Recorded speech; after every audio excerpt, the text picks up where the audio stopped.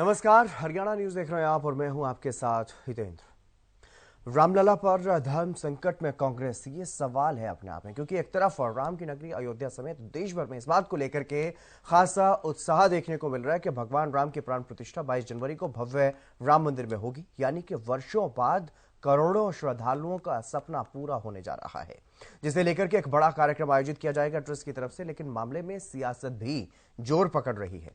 एक तरफ बीजेपी इस मुद्दे पर खुलकर खेल रही है, बीजेपी की तरफ से काफी आक्रामक रणनीति बनाई गई है और अयोध्या का पूरी तरह से कायाकल्प लगभग किया जा चुका है और आज भी प्रधानमंत्री नरेंद्र मोदी वहां पर पहुंच रहे हैं। हजारों करोड़ रुपए की विकास परियोजनाओं की सौगात अयोध्या को दी जाएगी। अयोध्या नगरी को पूरी तरह से रामलला के रंग में रंगा जा चुका है और चुनावी सभाओं में भी बीजेपी की तरफ से बीजेपी नेता इस मुद्दे को जमकर भुना रहे हैं। तो वहीं ट्रस्ट की तरफ से विपक्ष के लगभग सभी दलों को निमंत्रण भेज दिया गया है, यानी कि जो लोग इस बात को लेकर के सवाल उठा रहे थे कि रामलला सबके हैं, सबको निमंत्रण जाना चाहिए, तो सबको निमंत्रण जा चुका है।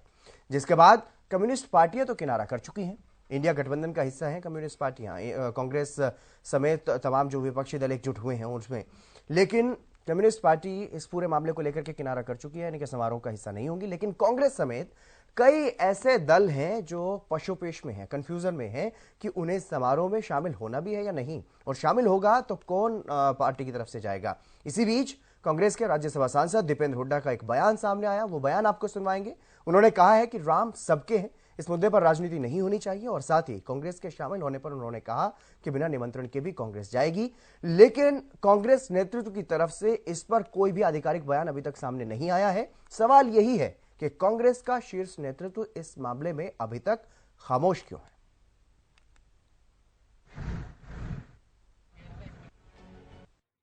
हमारे हिंदू धर्म में आस्था है, सभी भगवान राम में विश्वास रखते हैं, पार्टी से ऊपर उठ के विश्वास रखते हैं, और पार्टी किसी भी राजनीति को, कि राजनीतिक दल को उसमें राजनीति, ये इतना ही हमारा और उनका फर्क है। बाकी हमें भी पूरा राम मंदिर में हमें भी बहुत खुशी है।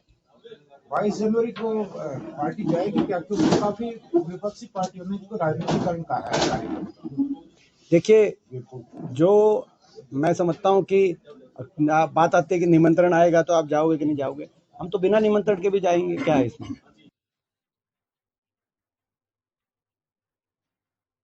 निमंत्रण की भी कांग्रेस तो इस समारोह में जाएगी, लेकिन जो शीर्ष नेतृत्व जिन्हें इस पूरे समारोह के लिए जो है निमंत्रण भेजा गया है, उनकी तरफ से अभी तक कोई स्पष्टीकरण नहीं है कि वो जाएंगे इस समारोह में या नहीं। तो आज रामनगरी में प्रधानमंत्री पहुंच रहे हैं। अयोध्या धाम पर तैयारी चल रही है, फूलों से सजा है शहर, भव्य धर्मपथ, कड़ी सुरक्षा के इंतजाम यहां पर किए गए हैं, क्योंकि पीएम मोदी पहुंच रहे हैं और बड़ी सौगातें यहां पर आज देने वाले हैं।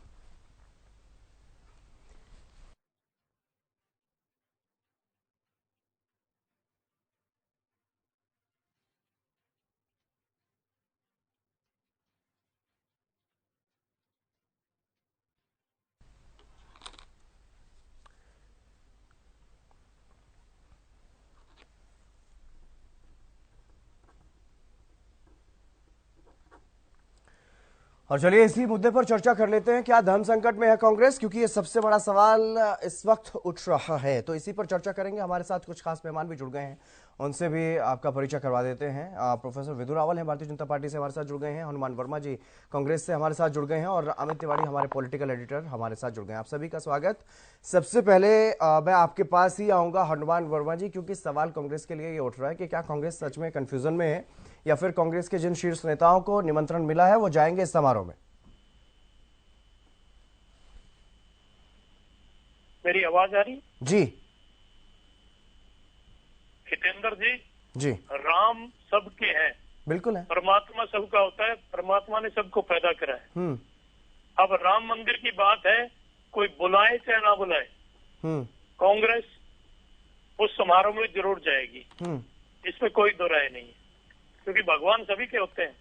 इसलिए कांग्रेस इससे पीछे क्यों रहेगी? नहीं, बिल्कुल जाएगी और जाना भी चाहिए। लेकिन जिन नेताओं को, शीर्ष नेताओं को निमंत्रण मिला है, ना तो कांग्रेस का यह आधिकारिक बयान है, ना आधिकारिक जानकारी कांग्रेस की तरफ से दी गई है। अगर आप कह रहे हैं तो मैं मान लेता हूं, लेकिन जो कांग्रेस के जो शीर्ष नेतृत्व है, मल्लिकार्जुन खड़गे आपकी पार्टी के राष्ट्रीय अध्यक्ष हैं, सोनिया गांधी वरिष्ठ नेता हैं, अधीर रंजन चौधरी लोकसभा में कांग्रेस के नेता हैं, कांग्रेस दल के नेता हैं। तो उन तीनों नेताओं की तरफ से भी अभी तक बयान नहीं आया। पूर्व प्रधानमंत्री मनमोहन सिंह को भी निमंत्रण भेजा गया। इन चारों में से बताइए कौन कौन जाएगा? सभी जाएंगे, एक भी नहीं रुकने वाला। मैं सही कह रहा कि राम सभी के हैं, परमात्मा सभी का होता है, इसलिए अयोध्या में क्यों नहीं जाएंगे? भगवान सबके होते हैं। बिल्कुल। चारों के चारों नेता नहीं, हरियाणा प्रदेश से भी हमारे नेता प्रतिपक्ष, हमारे उदय भान जी, हमारे अध्यक्ष, सारे के सारे जाएंगे। हमारे दीपेंद्र हुड्डा जी और भी सभी साथी, हम लोग अयोध्या पहुंचेंगे। जी बिल्कुल। प्रोफेसर विदुर रावल जी, मैं आऊंगा आपके पास, लेकिन उससे पहले मैं अपने पॉलिटिकल एडिटर अमित तिवारी जी के पास चला जाता हूं। समझ लेते हैं कि अभी तक कांग्रेस का शीर्ष नेतृत्व खामोश क्यों है। अमित तिवारी, क्या समझ में आ रहा है? कांग्रेस के सामने कई तरह के बातें जो है वो दिखाई दे रही हैं, कई तरह का धर्म संकट दिखाई दे रहा है, जिसको लेकर के सियासी गलियारों में चर्चा है। एक तरफ हनुमान वर्मा जी जरूर ये कह रहे हैं कि कांग्रेस के नेता जाएंगे, सभी जाएंगे, लेकिन शीर्ष नेतृत्व इस पर आधिकारिक पुष्टि अभी तक क्यों नहीं लगा पा रहा है?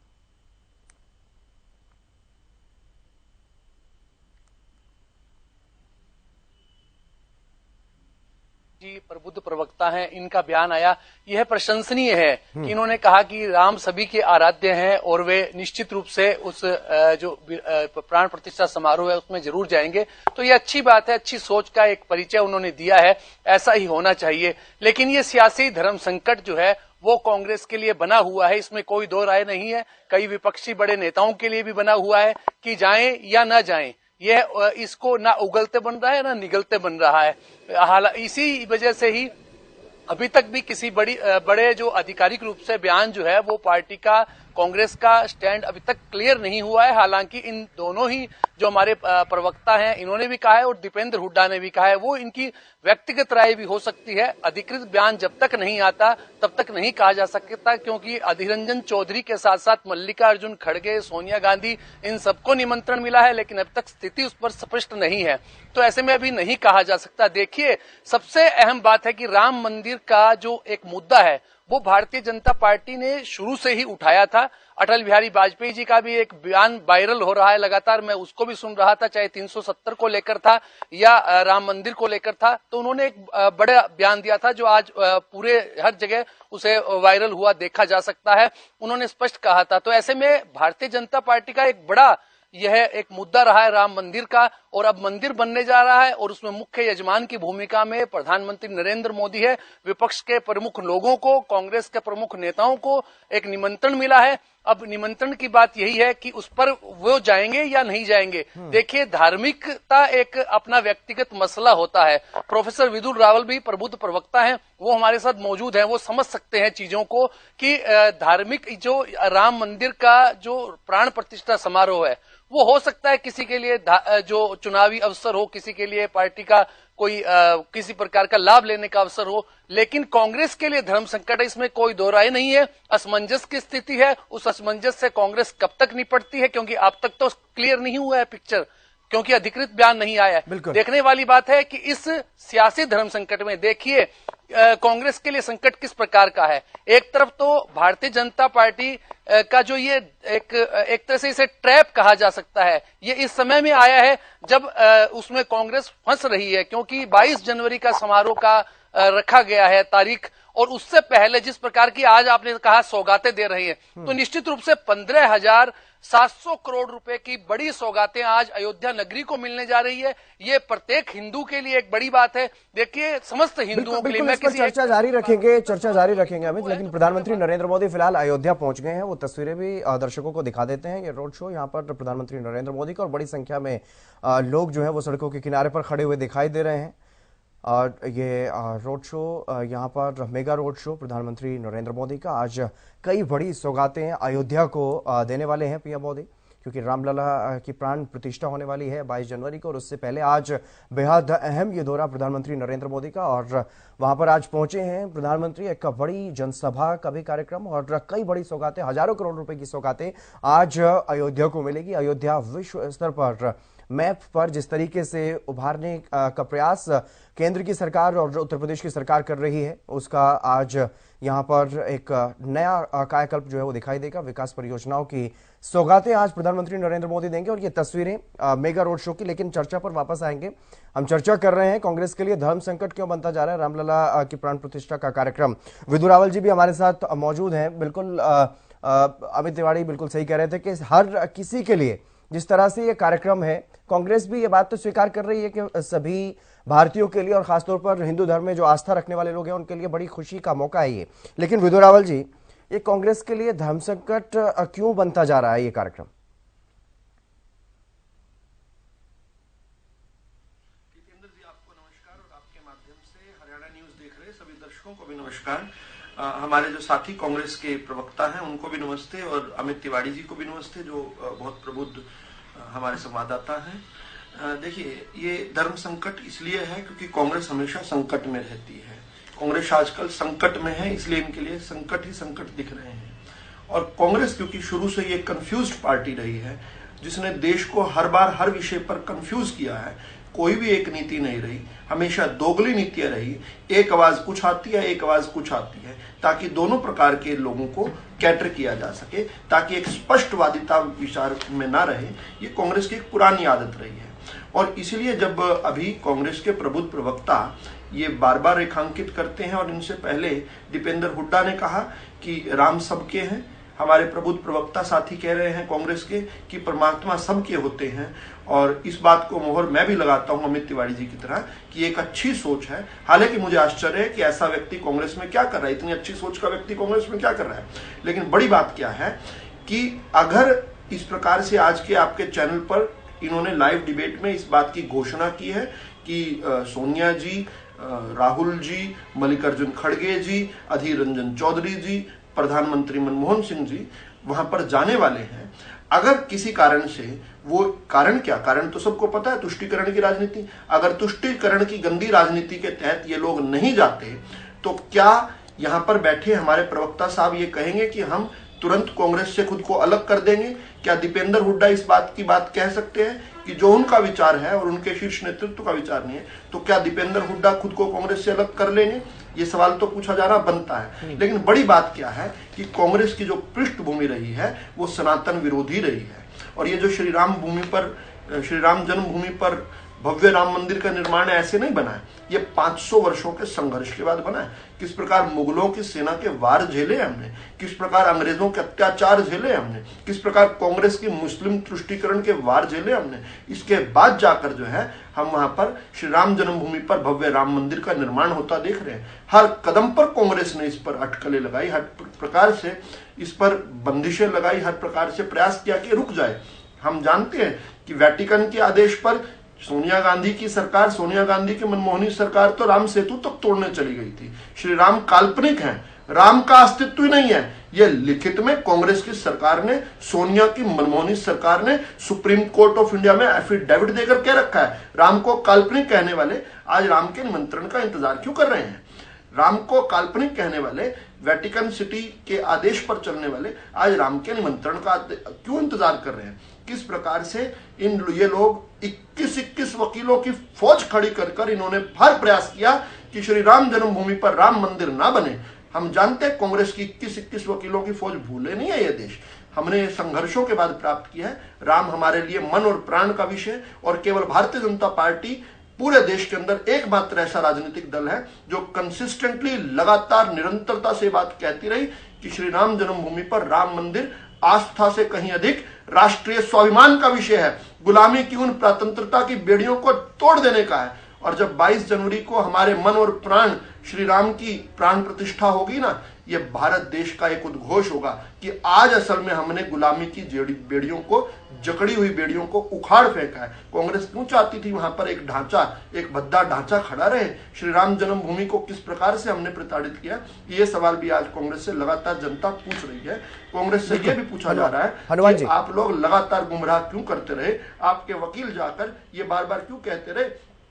कभी तो जब संघर्ष, चलिए जो कोर्ट का मसला था वो खत्म हो चुका है। अब तो रामलला की प्राण प्रतिष्ठा का इंतजार लगातार किया जा रहा है। लेकिन हनुमान वर्मा जी, सवाल ये है, आप कह रहे हैं भले ही ये बात कि वो ये चारों नेता, बड़े नेता जो हैं वो जाएंगे जरूर, लेकिन इस पर संशय इसलिए हो रहा है क्योंकि आधिकारिक ना तो कोई बयान सामने आया है, ना निमंत्रण की स्वीकार्यता को कोई इस तरह की प्रतिक्रिया सामने आई है। कांग्रेस की तरफ से आधिकारिक बयान क्यों सामने नहीं आ रहा है? क्या मजबूरी है? जितेंद्र जी, काफी टाइम बचा हुआ है, आधिकारिक बयान भी आ जाएगा। लेकिन मैं विदु राहुल जी को एक बात कहना चाहता हूँ, आज भारतीय जनता पार्टी की और कांग्रेस की कोई बात नहीं है, आज तो राम की बात है। तो मेरे साथी को भगवान की बात है तो भगवान सबके होते हैं, उस चीज पे आना चाहिए, ना कि आज इस पे भी राजनीति करें। नहीं हनुमान जी, ये बात कहने में बहुत अच्छी लगती है कि राजनीति करें ना करें। क्यों खड़े कर रहे हैं विदु रावल जी, मैं आऊंगा आपके पास, आपको भी समय देंगे, लेकिन हनुमान जी, हनुमान जी,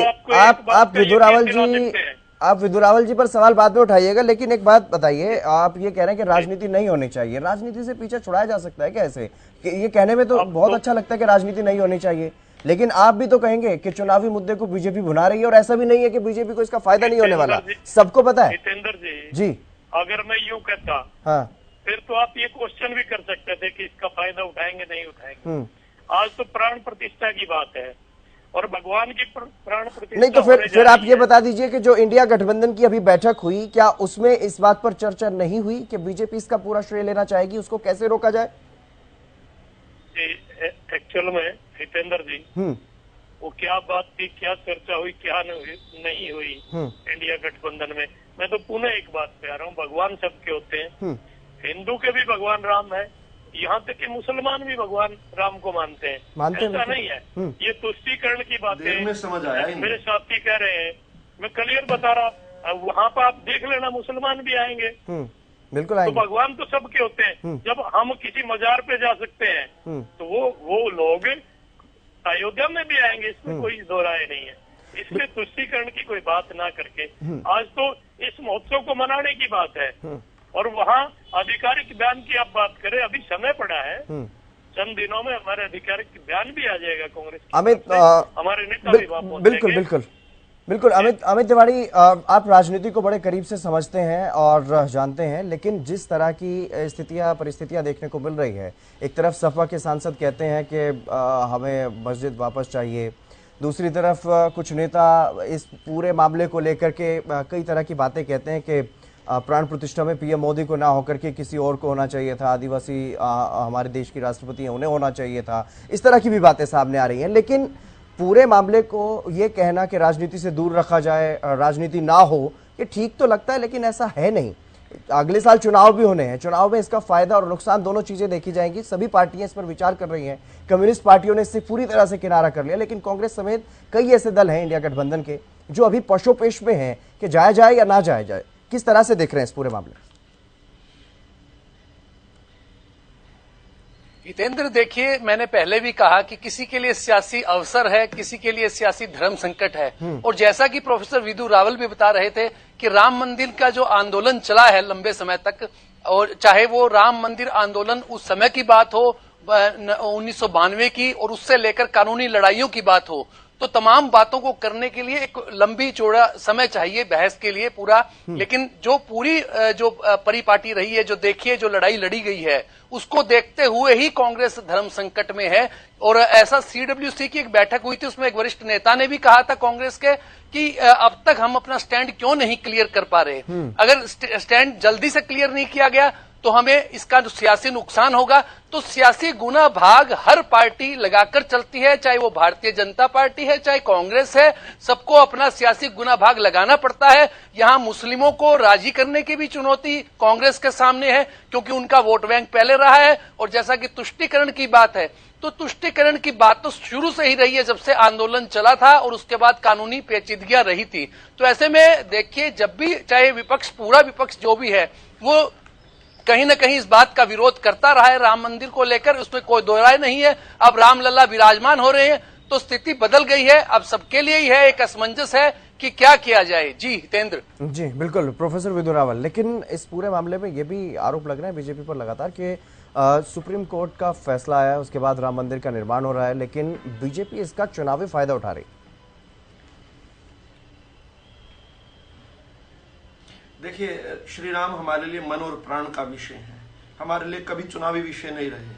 हमारे लिए कंसिस्टेंटली जिस दिन से भारतीय जनता पार्टी का सृजन हुआ था 6 अप्रैल 1980, उसी दिन से ही श्री राम जो है हमारे केंद्र बिंदु में रहे हैं। हमने लगातार ये कहा है कि ये राजनीतिक नहीं, ये राष्ट्र का विषय है। हम कांग्रेसी भाइयों को भी समझाते रहे, जब हमारी 2-2 सीट आती थी तब भी समझाते थे, आज भी बताना चाहते हैं कि श्री राम जो है देश के स्वाभिमान का विषय है। वो उस प्रातंत्रता की बेड़ियों का तोड़ने का एक विषय है जिन पर जानबूझकर ये बाबर और इसकी सेना ने हमला किया था।